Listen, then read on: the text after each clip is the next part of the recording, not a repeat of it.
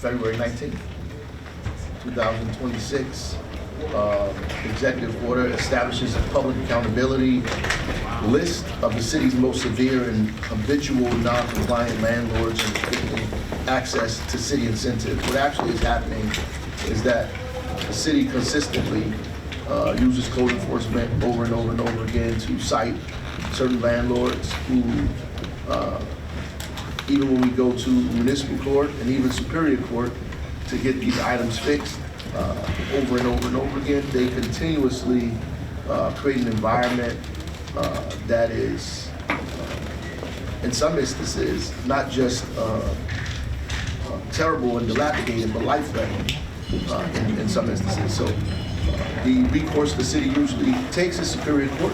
We usually go to superior court, we try to appoint a receiver, we try to do as many things as we can to keep landlords accountable, owners accountable. We even threaten tax abatements, and sometimes threatening a tax abatement is not plausible, because when you take a tax abatement away, in some instances, you're taking away affordability from the property, which means you have to displace and remove those tenants and put them somewhere else.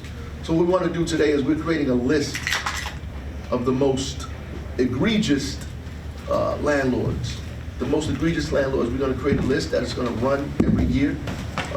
You will, if you get on it, you'll be on it for at least a year until you're able to get off. What does this mean? It means that while you are on this list, you cannot get any city incentives, any city benefits whatsoever. You can't get tax abatements. You can't get RABs. You can't get any city assistance in any capacity, not with just the property that you're in any property that you have, in any development that you're planning on doing in the city going forward. You will not be considered unless your name is removed from that list. And the only way you get your name removed off of the list is by complying with city rules and regulations and procedures, fixing the issues that code enforcement has cited you on. Unless you fix those things, you cannot get off the list. And if you sell the property, you still will be held accountable going forward, because you still cannot get any city incentives even if you sell the property. So that's what this executive order does, and hopefully as we move it forward, we can get it to be turned into law or city ordinance here.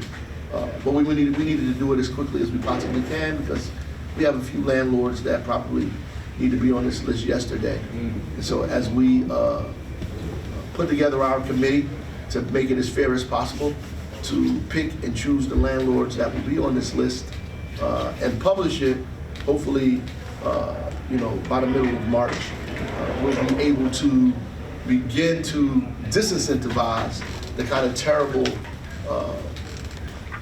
landlords that exist in our city and differentiate them from the ones that are actually doing their job. So I want to thank everybody for coming out. Any questions before I put this into signature, myself and the Corporation Council, and then later the City Clerk, Keisha Daniels? No questions? Good. So I'll sign this and we'll make this an executive order.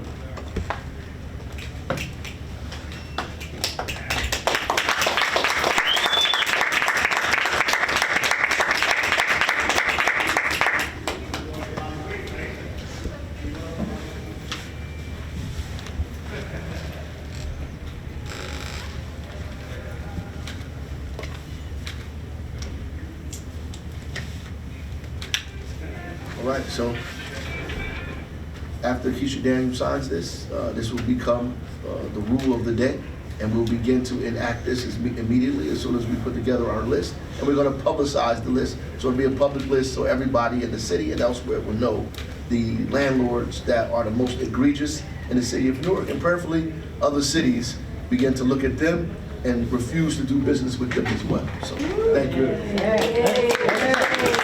Mayor, where will it be published?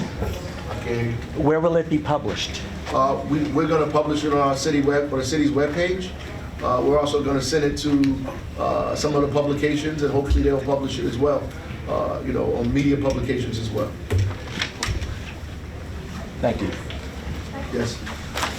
In terms of the landlords that are the most egregious, how will you differentiate if they change their LLC? So maybe they're today they're company X. They get hit in the wrist because Newark is now making them do the compliance. They then sell the property to their other LLC, who's now the new landlord. Will there be a way to sort of like differentiate who those people are? There is. Now you have to register your property. So upon registration, you have to put a name of a person that's in charge of the LLC down. The city has that procedure now. So even if you change it, that name that we have will be the person that will be held accountable wherever him or her goes, right? So that person, as opposed to the LLC. And then I think the other thing that's important is even if the property changes over, the property is on the list and the landlord's on the list. Right.